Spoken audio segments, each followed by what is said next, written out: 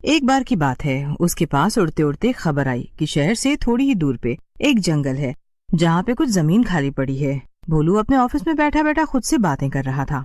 मैंने दूसरों के लिए कई घर और बिल्डिंग बनाई है। मुझे लगता है मुझे अपने लिए भी एक ऐसा सुकून भरा घर बनाना चाहिए जो कि शहर के शोर शराबे से दूर हो। वहां पे मैं अपने परिवार के साथ छुट्टियां मनाने जाया करूंगा। काम के चलते मुझे यही शहर में रहना पड़ता है, लेकिन मैं वहां छुट्टियां मनाने तो जा ही सकता हूँ। ठीक है, तो ये तय रहा कि मैं उसी जंगल वाली खाली जमीन पर घर बनाऊंगा। भोलू मन ही मन ये तय कर लेता है कि उसे जंगल वाली जमीन पे अपने लिए एक घर बनाना है। वो अगले ही दिन अपने कुछ आदमियों के साथ उस जमीन को देखने निकल जाता है। वाह, ये जमीन तो काफी अच्छी है। बड़ी हैरानी की बात है कि अब तक यहाँ पर कोई रहने नहीं आया। ऐसी जमीन तो करोड़ों में बिकती है, लेकिन मेरी किस्मत बहुत अच्छी है जो मुझे ये एकदम मुफ्त में मिल रही है। साहब, तो काम कब से शुरू करना है? अरे बस कल से यहाँ पर काम शुरू हो जाएगा। तब तक एक काम करो, फिलहाल यहाँ पर 15-20 ईंट रख दो ताकि हम कल आए तो हमें याद रहे कि काम किस जगह से शुरू करना है। भोलू के कहे अनुसार उसके आदमी वहाँ पर ईंट रखकर चले जाते हैं। उनके जाते ही जमीन के अंदर से एक चुड़ैल बाहर आती है। चुड़ैल बाहर आकर एक जोर की अंगड़ाई लेती है। दरअसल उसी जमीन के नीचे उस चुड़ैल का घर था। वाह, ने प्यारी सुबह। आज तो सूरज बड़ा ही अच्छा खिला है।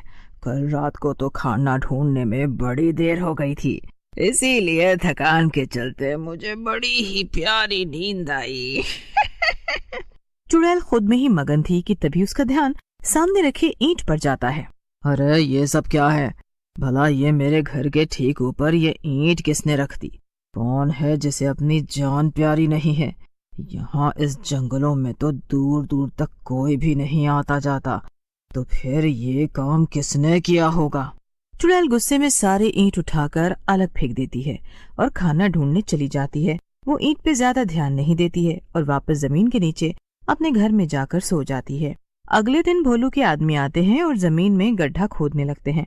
चुड़ैल काफी गहरी नींद में थी, इसलिए उसे कुछ भी पता नहीं चलता है।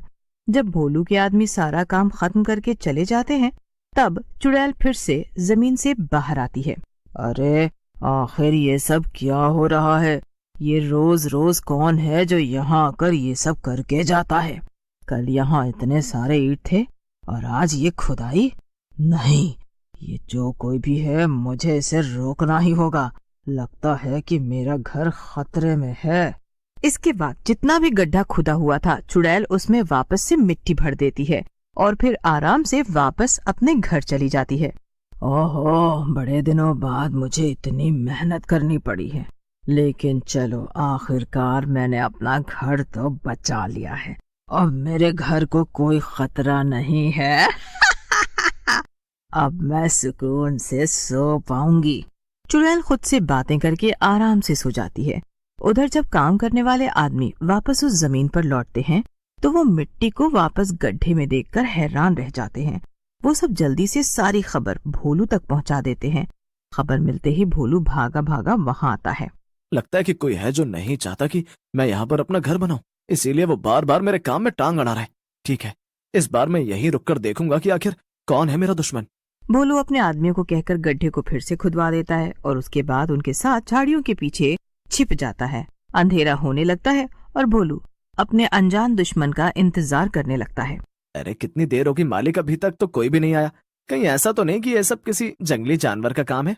नहीं नहीं, ये किसी जानवर का काम नहीं है। मुझे पूरा यकीन है कि इसके पीछे किसी और का हाथ है। भोलू इंतजार कर ही रहा था कि तभी चुड़ैल वहां पर आ गई। चुड़ैल बाहर निकलकर गुस्से में आग बबूला हो जाती है। ये क्या, यहाँ तो फिर सब कुछ वैसा का वैसा हो गया।